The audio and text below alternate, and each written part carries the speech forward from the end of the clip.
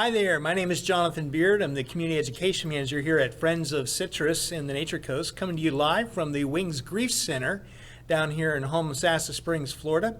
And we're glad to be of help to you with 10 tips moving forward from the little crisis that we've been through with healthcare and the COVID-19. Fact of the matter is we have all experienced the most unusual crisis of our lifetime. In fact, it has left us picking up pieces from what was a normal life. Many have suggested that we will never return back to normal again. So that leaves us with only one option, and that is moving forward. We do a tip series here at Friends of Citrus and the Nature Coast, along with our coping series. You can find a lot of those information on our website at www.friendsofcitrus.org, or you can simply drop by the offices here in Homosassa if you happen to be local and find that information here as well. Here are some tips for moving forward in light of COVID-19. Number one, focus on what is best for you and your own health first. You're the only one who can make that decision as to what is best for you. Everybody else may have some suggestions, some ideas, but you must learn to live with the decisions that you make. Nobody else can make those decisions for you but you. So you want to put yourself in a position that whatever decision that you make for yourself will be a decision that you feel is in your best interest. Number two, use common sense precautions. Now, I realize that there are folks all over the map on this as far as extremes are concerned, and we're certainly not asking anyone at this stage to throw caution to the wind. There may be a few out there that just feels like the crisis is completely over and just can just return back to some type of normal life. I'm not sure that there's a normal to go back to at this stage, but at the same time, others may say, "Oh, I'm never stepping out of the house again." Somewhere between the two is a healthy balance. And so as you do venture out, which we want to encourage you to do, to live life, do so with caution and do so out of love and respect for others. Number three, decide for yourself when or when not to wear a mask, gloves, when the decision is optional. Again, some people are not wearing masks at all, and they feel that that's fine, that's okay, and they're moving forward from this point. Others, everywhere you go, wearing a mask, and not only feel that it's necessary to wear a mask yourself, but feel that it's also necessary for everybody else to wear a mask. The fact of the matter is, this is an individual decision, and we need to be very careful to exercise grace, respect their decisions in the same way that you expect them to respect your decision. Whether you necessarily agree with them or not is not the issue. The issue is that you take steps that you feel are important to you and that you are moving forward in a way that is respectful of everyone. Number four, as society reopens, please reopen your eyes, your heart, and your mind as well.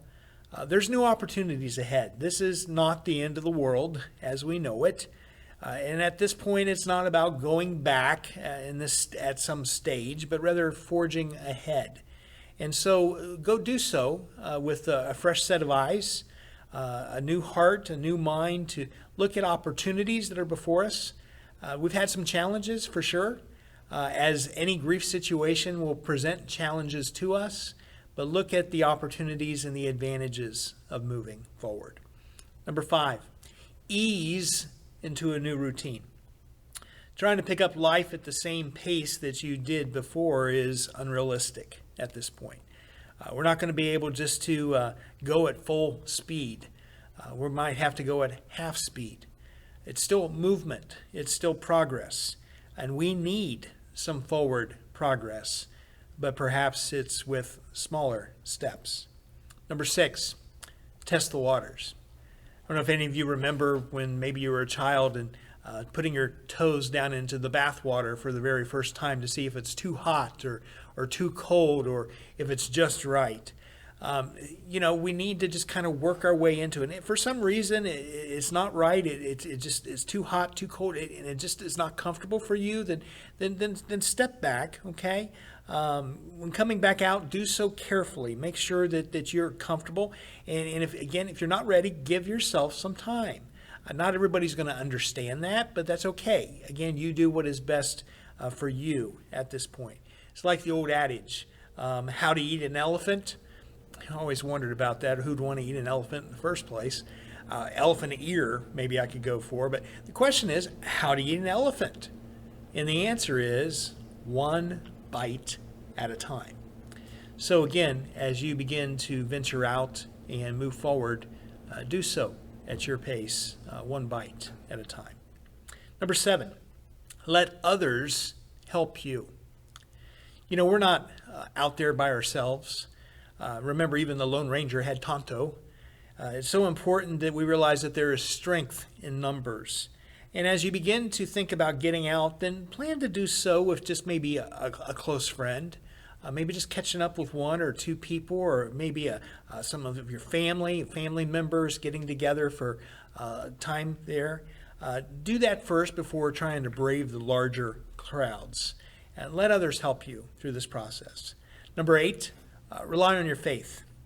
Prayer can certainly be a source of strength and emotional strength as well, and spiritual strength as you muster up the courage to take the next step forward.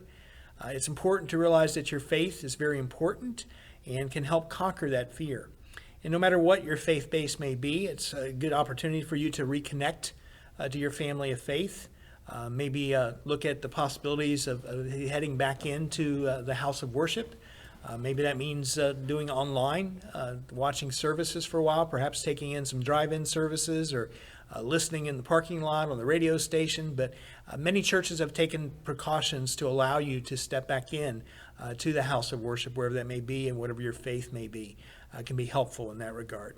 Number 9, realize that the longer that you disengage from any activity, the harder it will be to re-engage at a given point in the future.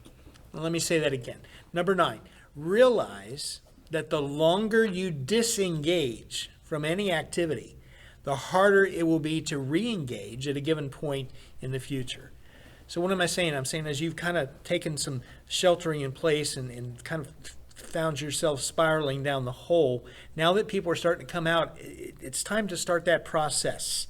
If you haven't done so already, to start heading up and beginning to realize that life continues on. Number 10, take a deep breath. Take a deep breath. Life is full of calculated risk, always has been, always will be, but it doesn't keep us from living life. Breathe in, breathe out. Breathe in, breathe out, and take that step. We're all in this together.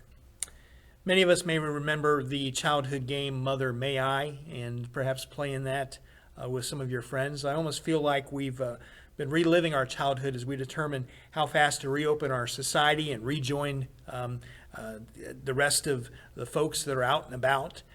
Mother, may I take 4 baby steps, or Mother, may I take 1 giant step.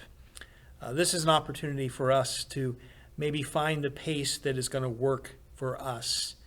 And only you can make that decision. Perhaps it's a baby step, but if it's moving forward, then that step may be right for you. 1 step at a time. Encourage you to continue to check in on the other tips series as we move forward, and we will see you next time back here at Friends of Citrus in the Nature Coast. Stay safe out there.